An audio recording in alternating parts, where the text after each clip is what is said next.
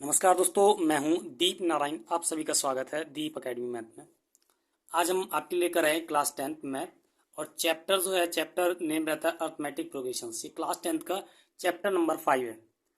तो आज हम यहाँ पे डिटेल से समझते हैं कि जो अर्थमेटिक प्रोग्रेशंस होती है, जो इसे हम एपी सीरीज के नाम से जानते हैं, वो किस तरह से वर्क करती है, किन किन टॉपिक्स को आपकी क्लास में जो है आपको इंट्रोड्यूस किया गया है, और आपके जो एनसीईआरटी का पैटर्न है उसमें किन किन टॉपिक्स को शामिल किया गया है। तो सबसे पहले बात करते हैं इंट्रोडक्शंस यानी कि परिचय। तो सबसे पहले इस डायग्राम पे आइए। ये मैंने डायग्राम बना रखा है, देखिए। ये यहाँ पे कुछ सीढ़ियां बनी हुई हैं, देखिए ये प्रत्येक स्टेप्स जो है वो आगे बढ़ रही हैं। तो उसमें कुछ ना कुछ एडिशंस हो रहा है। जैसे ये स्टेप है आपका, इसमें इतना हाइट ले लिया गया है, फिर से ये स्टेप किया गया, फिर से वही सेम हाइट ले ली गई, फिर अगला यहाँ पे स्टेप लिया गया और फिर भी यहाँ पे हाइट उतनी ले ली गई। तो सभी के साथ समान हाइट ली जा रही है और यहाँ पे सीरीज बनाई जा रही है। तो सिंपल सा क्या होता है कि अगर डेफिनेशंस की बात करूं तो an arithmetic progressions is a sequence मतलब सीरीज होता है ऑफ नंबर्स का वह सीक्वेंस होता है in which we get each terms by adding a particular number. उसमें हम प्रत्येक दूसरे अवयव को प्राप्त करते हैं जब पहले अवयव में कुछ ऐड कर देते हैं। अगर मैं एग्जांपल्स की बात करूं तो एग्जांपल्स की मैं बात करूं, जैसे मैंने यहाँ पे लिखा 2, फिर मैंने यहाँ पे लिखा 5, मैंने यहाँ पे लिखा 8, मैंने लिखा यहाँ पे 11 और मैंने यहाँ पे लिखा 14 और मैंने सो ऑन करके और भी नंबर्स यहाँ पे ऐड करने चाहिए।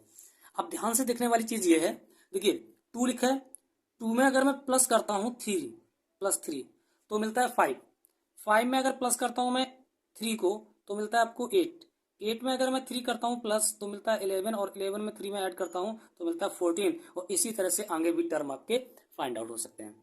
अब एक सबसे इंपॉर्टेंट चीज ये है कि इसमें तो ऐड करना पड़ रहा है, क्या सब्ट्रैक्ट करने पे भी सीरीज बन जाती है? तो हाँ, बिल्कुल बन जाती है। अगर मैं यहाँ पे लिखूं 10, यहाँ लिखूं 8, 6, 4, 2 और 0, तो यहाँ पे देखिए 10 से 8 पे आने पे आपको -2 करना पड़ रहा है, 8 से 6 पे आने पर अगेन -2 करना पड़ रहा है, 6 से 4 पे आने पर अगेन -2 और -2 एंड -2। क्लियर हुआ? इस तरह से करना पड़ रहा है। तो यहाँ पे देखिए इस सीरीज और इस सीरीज में या तो किसी एक कांस्टेंट यानी हम जिसे बोलते हैं पर्टिकुलर नंबर, जैसे यहाँ पे मैंने वर्ड मेंशन किया था पर्टिकुलर नंबर, तो पर्टिकुलर नंबर को ऐड किया जा रहा है। क्लियर हुआ ना?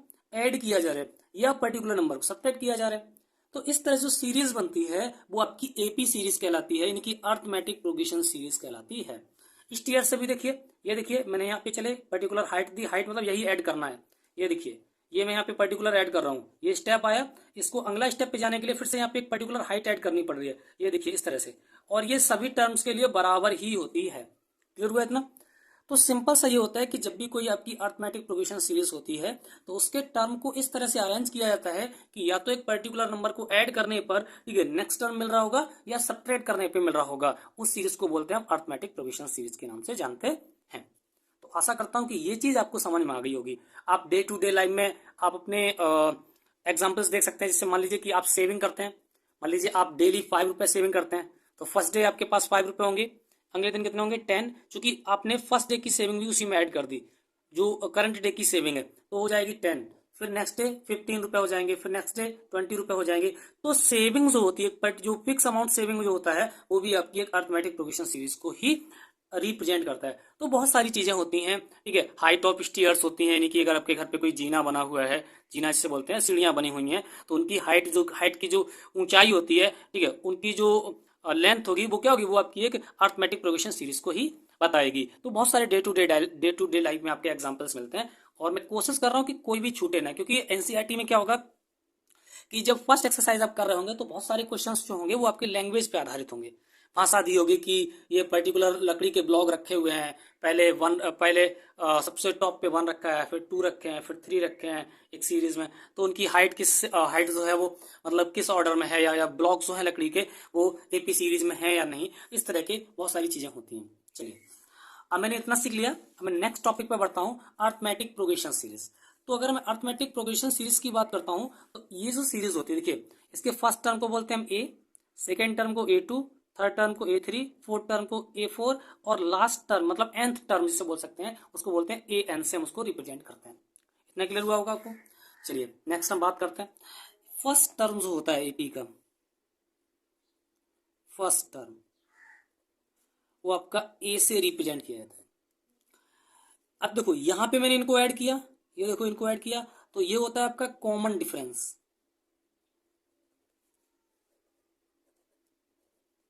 कॉमन डिफरेंस, और इसे नोट करते हैं डी से, स्मॉल डी से नोट करते हैं। क्लियर हुआ? लास्ट टर्म जो होता है उसको हम ए एन से रिप्रेजेंट करते हैं, और एक दूसरा लेटर और होता है एल, स्मॉल एल से भी इसको रिप्रेजेंट करते हैं। क्लियर हुआ? तो अर्थमेटिक प्रोग्रेशन सीरीज में मैं यहाँ पे सिर्फ नोटेशंस की बात करने वाला था कि अर्थमेटिक सीरीज जो होती है इसकी जनरल फॉर्म ये होती है A1, A2, A3, A4, ये टर्म्स होते हैं। फर्स्ट टर्म को ए से, कॉमन डिफरेंस को डी से, लास्ट टर्म को ए एन टर्म या एल टर्म से डिनोट करते हैं। इतना क्लियर हुआ होगा? अब मैं यहाँ पे छोटी सी बात और कर लेता हूँ, ठीक है? ये तो जनरल फॉर्म हो गई, इसको हम जनरल फॉर्म के नाम से जानते हैं A1, A2, A3। लेकिन ध्यान से समझिए, अगर आप लेट्स करते हैं, ठीक है, लेट्स फर्स्ट टर्म ए है आपका, तो सेकेंड टर्म क्या होगा? सेकेंड टर्म जो होता है, मैंने जैसे यहां पे देखा, देखो ये फर्स्ट टर्म है, ये सेकेंड टर्म है, तो फर्स्ट टर्म में किसको ऐड किया? जो सेकेंड टर्म मिला, मतलब 3 को ऐड किया, और 3 क्या है यहाँ पे? डिफरेंस है, जिसे बोलते हैं कॉमन डिफरेंस के नाम से जानते हैं, क्योंकि पर्टिकुलर जो डिफरेंस ऐड होता है या सब्ट्रैक्ट होता है उसको बोलते हैं कॉमन डिफरेंस। क्लियर? और कॉमन डिफरेंस में बी पॉजिटिव्स और में बी नेगेटिव, यानी कि जो डिफरेंस होता है सीरीज का वो आपका पॉजिटिव भी हो सकता है और नेगेटिव भी हो सकता है। अब इसके अकॉर्डिंग आप देखिए, अगर फर्स्ट टर्म ए है तो सेकेंड टर्म को आप ये लिख सकते हैं A plus D, A plus D, ये सबसे इंपॉर्टेंट पॉइंट है, ए प्लस डी। ए प्लस डी मैंने क्यों लिखा ये समझिए ध्यान से। ए प्लस डी मैंने इसलिए लिखा कि देखो फर्स्ट टर्म 2 था, अगर मैं 2 में +3 को ऐड कर दूं तो सेकेंड ही टर्म तो मिलेगा, और यही तो लिखा है ए प्लस डी, ए प्लस डी, ए प्लस डी, यानी सेकेंड टर्म हो गया आपका। इसी तरह से अगर हम थर्ड टर्म को लिखें, थर्ड टर्म को लिखें तो ए प्लस डी लिख सकते हैं क्या? देखो थर्ड टर्म ये है, ये 8, तो ए में पहले मैंने 3 ऐड किया, 5 हो गया, 5 में फिर से 3 ऐड कर दिया, 8 हो गया, मतलब ए प्लस डी, और इसी को अगर आप लिखना चाहें तो ये लिख सकते हैं A plus 2D, D plus D 2D हो जाएगा। क्लियर हुआ? तो इसी तरह से किसी भी टर्म को जब आप नोट करते हैं तो उसको इस तरह से आप रिप्रेजेंट कर पाएंगे और कोई भी प्रॉब्लम्स नहीं होगी।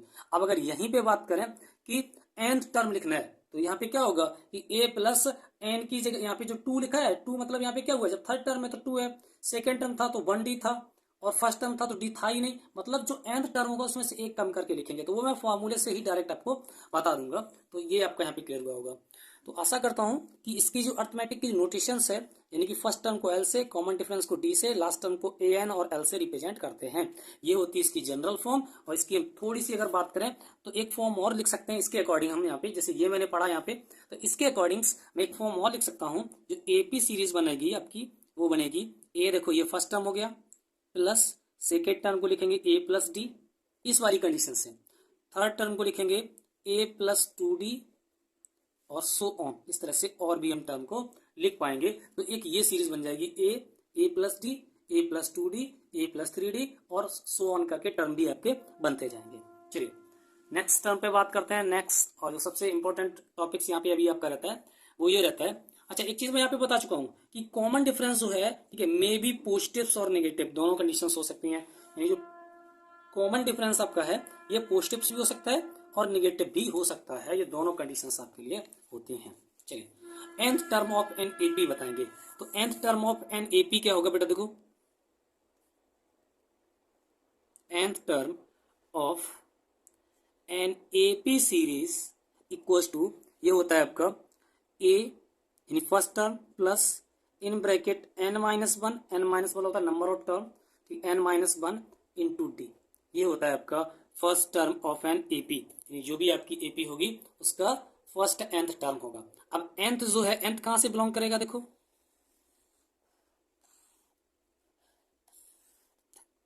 देखो nth जो बिलोंग करता है, ठीक है, nth जो बिलोंग करेगा n, ठीक है, बिलोंग्स टू, ठीक है, आपका नेचुरल नंबर से बिलोंग करेगा। कहां से बिलोंग करेगा?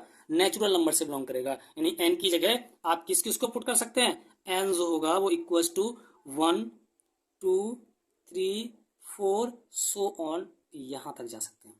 क्लियर? तो n इसको रिप्रेजेंट कर रहा होगा कि n belongs to n, n जो है वो नेचुरल नंबर से बिलोंग कर रहा होगा, तो कोई भी वैल्यू आप रख सकते हैं। क्लियर हुआ? आपकी एनसीईआरटी में जो क्वेश्चन दिया जाएगा, ठीक है, वो इस तरह से दिया जाता है। देखो, if nth term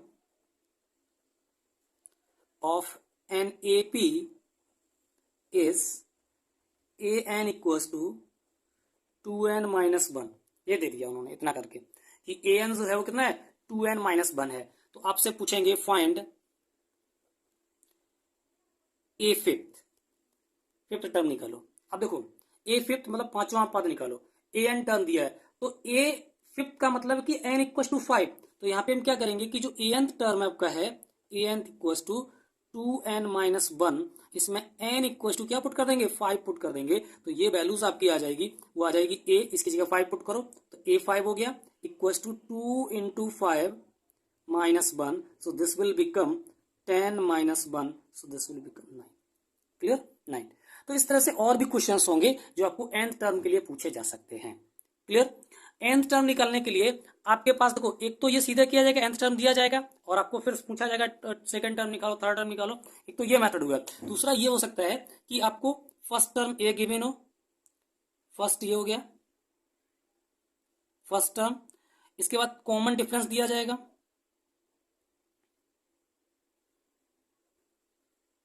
common difference D, और फिर आपसे पूछा जाएगा कि nth मतलब n की वैल्यू दी जाएगी। ठीक है, मान लो कोई भी नंबर दिया जाएगा, यहाँ पे ये दिया गया और आपसे कहा गया कि इसका 15 टर्म निकालो, तो n15 मतलब निकालना है। तो देखो, इस फॉर्मूले में एक की जगह 15 एक की जगह फर्स्ट टर्म को रख देंगे, n की जगह 15 रख देंगे और डी जो सीरीज का कॉमन डिफरेंस होगा उसको रख के हम सॉल्व करेंगे तो इसको फाइंड आउट कर पाएंगे। क्लियर हुआ इतना? चलिए नेक्स्ट जो टॉपिक्स है उनको भी डिस्कस कर लेते हैं। देखिए, नेक्स्ट टॉपिक रहता है sum of nth term of an AP.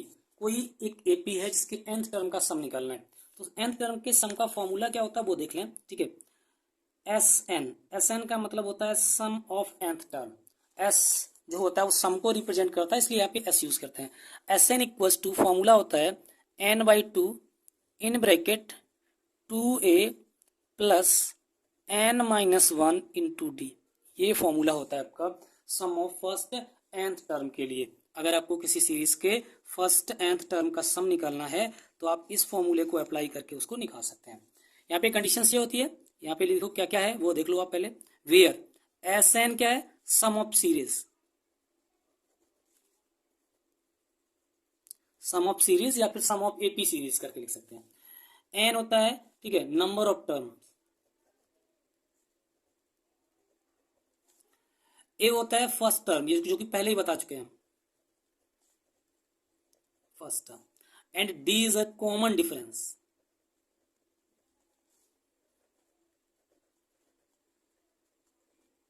Common difference होता है। क्लियर हुआ? तो इस तरह से यहाँ पे हम फाइंड आउट करते हैं। एक तो ये फॉर्मूला आपका यहाँ पे हो गया कि सम ऑफ nth टर्म कब, जब आपका फर्स्ट टर्म गिवन हो, nth टर्म यानी नंबर ऑफ टर्म गिवन हो और कॉमन डिफरेंस गिवन हो, तो उस कंडीशंस में यूज कर सकते हैं। अगर मैं देखो यहाँ पे एक सीरीज लेता हूँ, अगर एग्जाम्पल के तौर पे सीरीज लूँ मैं, ठीक है, एग्जाम्पल के तौर पे सीरीज ले रहा हूँ, मैंने सीरीज यहाँ पे ले ली 5, 10, 15, 20, 25 एंड, ठीक है, कितने टर्म तक मैं यहाँ पे ले लूँ, ठीक है, मैंने मान लिया कि यहाँ पे मैंने ले लिया 12th टर्म तक। कितने टर्म तक ले लिया, 8, 12th टर्म तक ले लिया मैंने।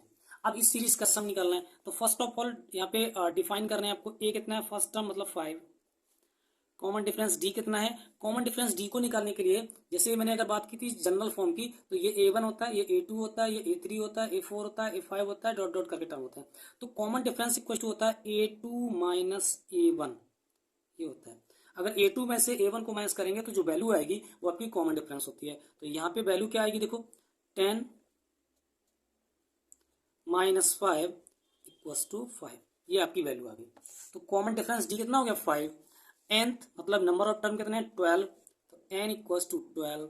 अब इन सभी की वैल्यू को पुट करेंगे तो s12 मतलब फर्स्ट 12 टर्म का सम निकालना है, n/2, n कितना हुआ 12/2, इक्वल का साइन यहाँ यूज कर लो, 12/2। क्लियर? 2 ए कितना है 5 प्लस, देखो 2a हो गया प्लस n-1 इंटू डी। तो n-1 इंटू डी का मतलब है कि n कितने 12 टर्म, 12 माइनस 1, और d की वैल्यू कितनी है आपकी 5। इसको सॉल्व करेंगे, आपका आंसर आ जाएगा।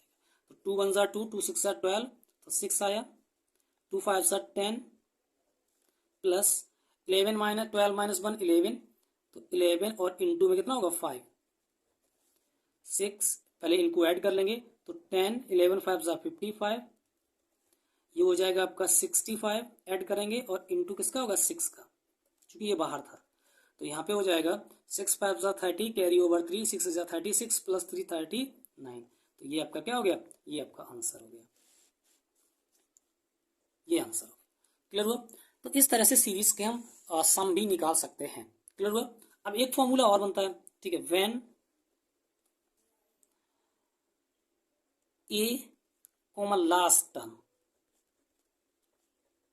लास्ट टर्म को किससे मैंने बताया था, एल से रिप्रेजेंट करते हैं, स्मॉल एल से, या कभी कभी ए एन से भी करते हैं। तो सम ऑफ सीरीज क्या होता है, एस एन इक्वल टू होता है n/2 in bracket first term A plus last term. ये फॉर्मूला और आपका एक होता है, अगर आपका फर्स्ट टर्म और लास्ट टर्म और नंबर ऑफ टर्म दिए हुए, तब भी आप इसको यूज करते हुए किसी भी सीरीज का सम निकाल सकते हैं। तो मैंने यहाँ पे एक जो इम्पोर्टेंट पॉइंट्स थे वो बता दिए, और मैंने एक दो एग्जाम्पल्स भी बताए इस पे बेस्ड।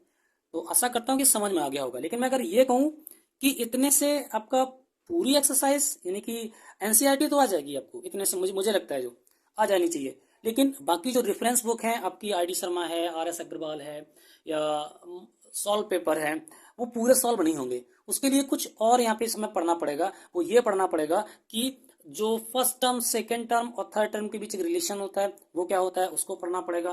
ठीक है, और भी बहुत सारी कंडीशंस बनती हैं, वो प्रैक्टिस करने पर ही आएंगी।